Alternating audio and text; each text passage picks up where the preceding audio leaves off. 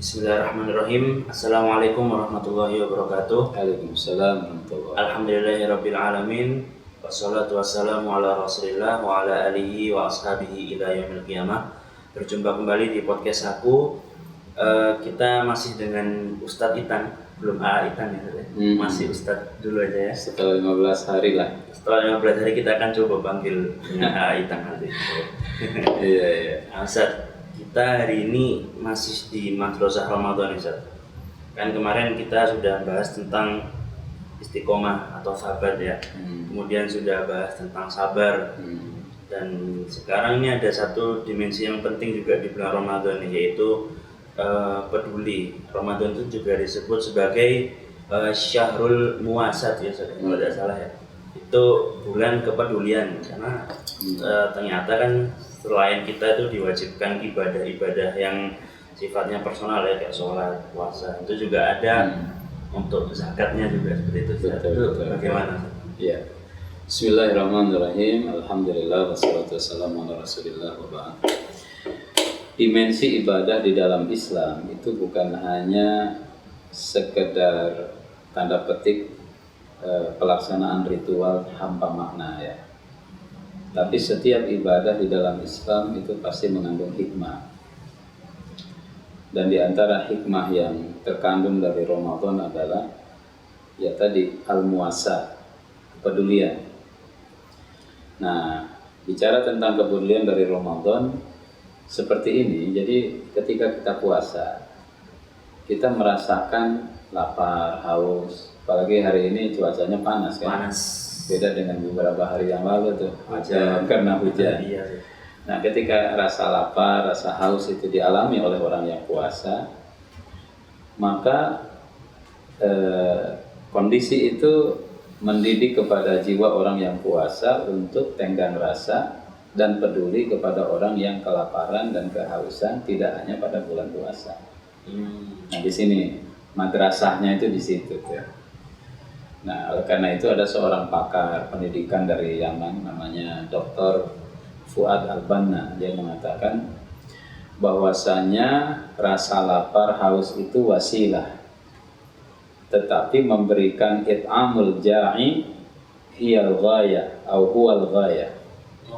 Asy-syu'ur bil ju' wasilah, walakin it'amul ja'i ghaya. Jadi salah satu inti dari puasa itu sebenarnya bukan laparnya aja ya? Bukan laparnya aja, lapar itu wasilah aja. Tapi kan yang penting itu setelah tahu lapar tuh nggak enak, terus ngapain gitu? Ya, apa yang mesti dilakukan? Walladhibu bil isyarati yafham. Kalau orang ngerti kan nggak mesti ditunjuk hidung. Iya. Oh, dia akan lahirlah pribadi yang baik ya, kemudian peduli kepada sesama, memberi dan lain sebagainya. Karena itu kata Dr. Fuad Al-Banna, dia mengatakan la tushgiluhu al-wasilah min al-ghaya. Jangan terlalu sibuk sama itu ya, apa wasilahnya itu. Iya, tahu lapar, iya, bukan hanya tahu. Terus ngapain gitu. Nah, di situ tuh. Iya. Itu dari madrasah Ramadan. Nah, apa namanya, Ustaz? Kan tadi udah tahu nih, ternyata lapar itu cuma wasilahnya, terus ngapain gitu. Nah, kira-kira untuk bisa berbagi ini, Ustaz, itu apa aja, Ustaz, pengertian berbagi dalam konteks berpuasa itu, Ustaz? Super sekali ini pertanyaannya, ya kan? Pertama kita menemukan hadis Rasulullah SAW ya, aplikasinya itu. Kan Rasul dikatakan karena Rasulullah ajwadan nas wa ajwadu ma yakunu fi Ramadan hina yalqahu Jibril fa yudarisuhul Quran.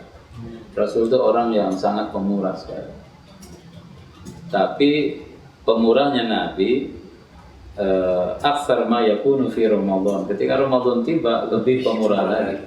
Bahkan ada satu riwayat mengatakan fa innahu ajwadu min rihil mursalah, lebih pemurah daripada hembusan angin. Berarti ya. Coba hembusan angin tuh, angin kalau menghembus ya kan dia nggak pilih-pilih kan. Iya. Ini orang baik, Nah, kita hembus nih, kita tiup. Orang baik Enggak. semuanya kebagian. Iya. Semua kebagian. Rasul lebih baik daripada hembusan angin. Gimana coba? Berarti total banget ya. Totality, ya kan. Nah, di situ terlebih di Ramadan Rasulullah lebih hebat lagi. Lebih hebat lagi. Ini sebagai dasar kalau Ramadan itu memang syahrul muwasat gitu. Sehingga kalau kita melihat contoh-contoh perbuatan Nabi, Rasul pernah dapat gamis baru warnanya hijau. Rasul tuh senang baju hijau sama putih. Oh iya. Rasul tuh senang baju hijau sama putih. Dapat gamis hijau dibikin oleh salah seorang ummahat. Ya Rasulullah sana'tuhu biyadi. Ya Rasulullah, ini limited edition. Saya sendiri yang menenunnya dengan tangan saya, khusus untuk Anda. Dipakai sama Nabi. Nabi senang tuh. Kemudian Nabi keluar menemui para sahabat. Ada sahabat yang mengatakan, ya Rasulullah, atini hadzal qamis. Ya Rasulullah, gamismu bagus sekali ya. Boleh dong buat aku gitu. Limited padahal ya. Limited padahal. Baru Dikasih ya. kata Rasulullah, intazir, tunggu dulu. Masuk lagi ke dalam, kemudian dilepas, di packing, dikantongin, dikasih. Nah, sahabat yang tadi yang minta itu diomelin itu sama sahabat yang lain. Amma alimta anna Rasulullah sallallahu alaihi wasallam idza su'ila ya ma yaruddu sa'il.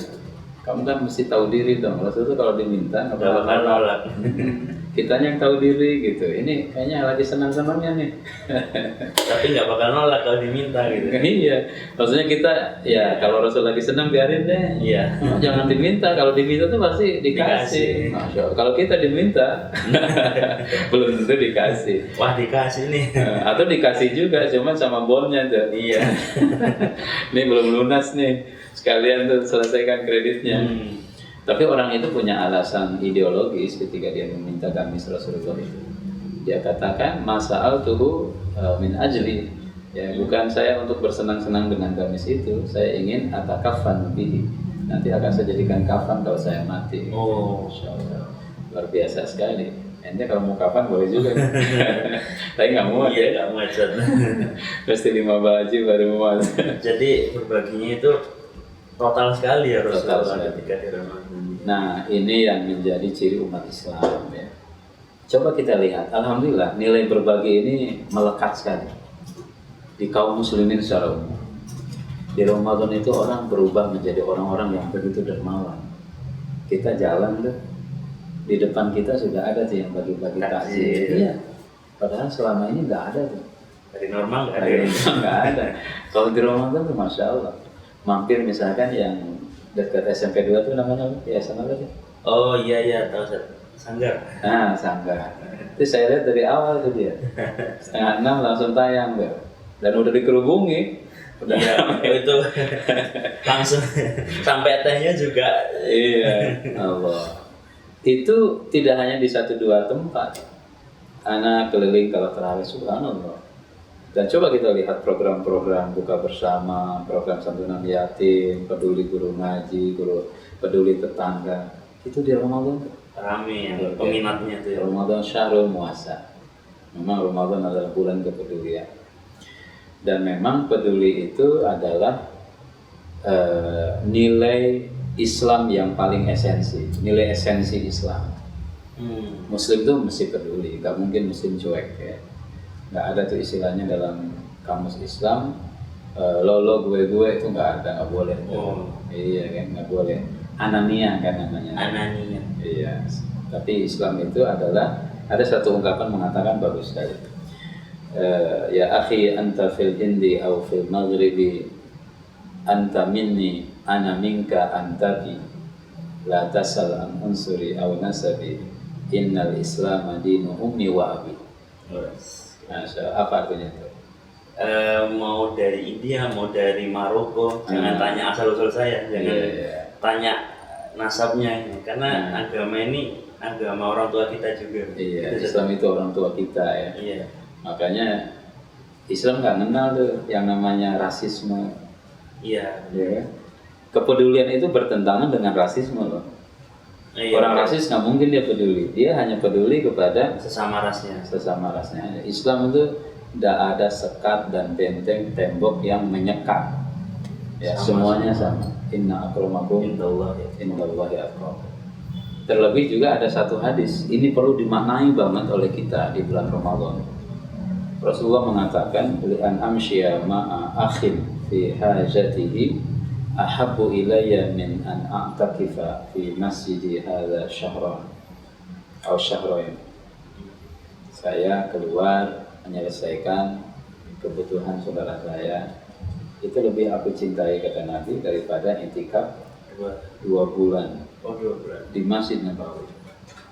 Itikaf 2 bulan di Nabawi ya. Itikaf 2 bulan di Nabawi itu tidak lebih baik dibanding ketika seseorang bisa peduli kepada kebutuhan saudaranya. Oh, gitu. Itu luar biasa sekali. Si fulan datang, Ibnu Abbas lagi itikaf. Ibnu Abbas atau Ibnu Mas'ud ya datang ke masjid. Ada orang datang ke masjid, dia keluar.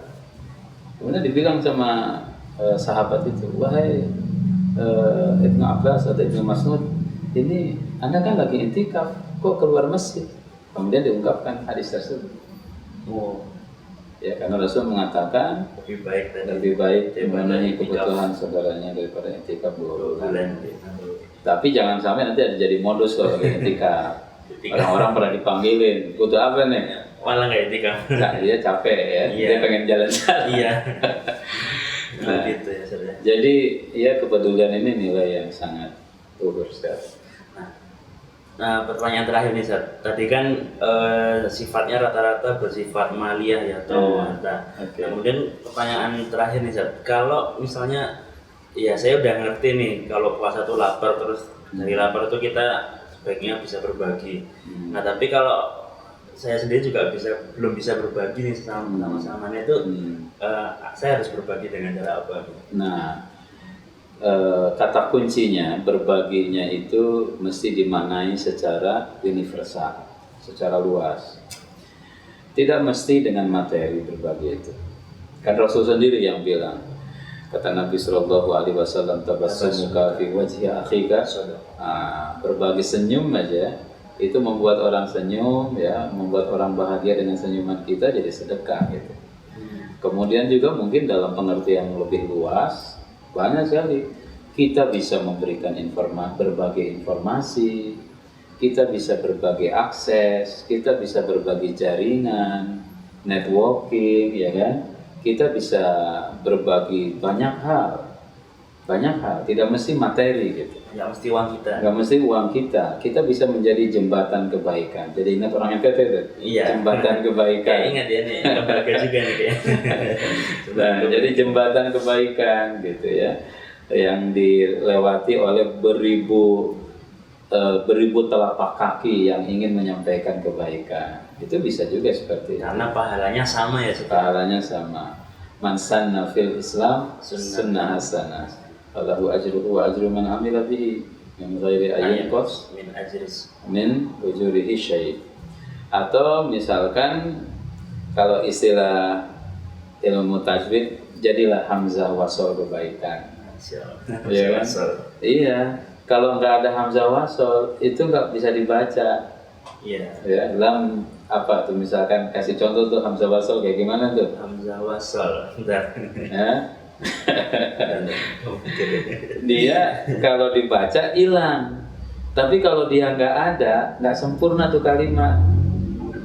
Man dzalladzi yuqridullaha qardan hasana, man dzalladzi. Oh iya. Kan seakan-akan kebacanya tuh langsung nyambung lam. Padahal di situ ada alifnya. Dan alif itu nggak nampak dalam bacaan. Tapi kalau tanpa alif itu maknanya berbeda jauh. Hamzah wasal. Alif menyambungkan antara harokat la dengan lam. Ya. Hamzah wasal. Tapi tidak terlihat dia. Tidak terlihat. Dan itulah esensi orang-orang yang bekerja dalam dunia volunteer. Dunia kepedulian itu begitu. Kerelawanan ya. Kerelawanan. Jadi yang menonjol itu bukan relawannya. Justru yang mesti menonjol itu adalah proyek-proyek kebaikannya. Jadi mereka itu jadi seperti jundiyun majhulun. Jundul majhul. Tentara yang nggak terlihat. Tapi kalau nggak ada dia, kacau urusan. Iya. Adanya dia menyelesaikan segala hal. Taunya orang berpikir misalkan, acaranya sukses, hebat, Tapi siapa the man behind the scam itu? Ya kan? Iya. Di situ ada koreografer, di situ ada kameramen, di situ ada pemegang operator sound system ya. Iya. Dan mereka tidak pernah nongol tuh. Iya. Tapi yang menjadi layar depan ya yang kelihatan di panggung. Biasanya dilihat siapa nih yang mengorganisir gitu ya. Kayak gitu lah, padahal masya Allah. Kepedulian ya begitu. Kepedulian. Jadi berbagi ini tidak konteksnya harta, tidak harus harta kita sendiri menghubungkan orang lain dengan yang membutuhkan ini ya. Betul. Itu jadi solusi. Dan itu menjadi Anda lihat tren dunia modern, dunia volunteer modern ya. Jadi tren. Dan siapapun bisa melakukan itu. Siapapun bisa melakukan ya, dan siapapun bisa berkarya, siapapun bisa peduli kepada yang lain. Ini sangat luar biasa sekali. Itu yang mungkin menjadi kuatnya civil society itu di situ salah satu faktornya ya. Iya. Dan itu yang menjadi faktor perekat keanekaragaman suku bangsa yang ada di Indonesia. Itu karena kepedulian. Sehingga Indonesia itu masih awet utuh menjadi sebuah negara sampai hari ini, menjadi sebuah bangsa dan negara. Walaupun banyak rongrongan begitu ya. Bayangkan kita ada ratusan suku bangsa, ratusan bahasa, berbagai macam agama. Itu kalau kohesi namanya ya, Iya. daya rekatnya itu nggak kuat, lemnya nggak kuat, cepat buat itu. Iya. Kalau enggak mereka bisa jadi negara bagian gitu ya sebenarnya. Makanya salah satu daya rekatnya itu adalah kepedulian itu. Kepedulian itu. Ya memang masih gotong royongnya tuh Masya Allah. ya. Nah itu gotong royong itu. Gotong royong ini sangat luar biasa sekali. Dan itu di filosofi itu digambarkan dalam baju batik deh. Oh, baju batik ya. Baju batik itu nggak jelas. Iya. Tapi jadi indah kan. Motifnya tuh kemana larinya tuh. Iya iya. Tapi dengan begitu tuh jadi menarik ya. Oh. Kira-kira bersama dalam keragaman. Ada keragaman dalam kebersamaan. Dan itu direkatkannya dengan kepedulian. Kepedulian. Baik, Ustaz. Baik.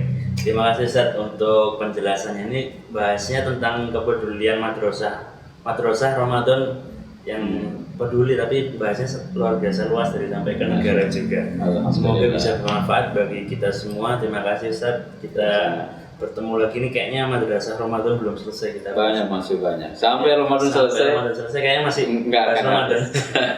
Ya, Ustaz, terima kasih pemirsa atas kehadirannya dan juga atas perhatiannya. Sampai berjumpa di podcast aku selanjutnya. Assalamualaikum warahmatullahi wabarakatuh. Waalaikumsalam warahmatullahi wabarakatuh. Jazakumullah khair.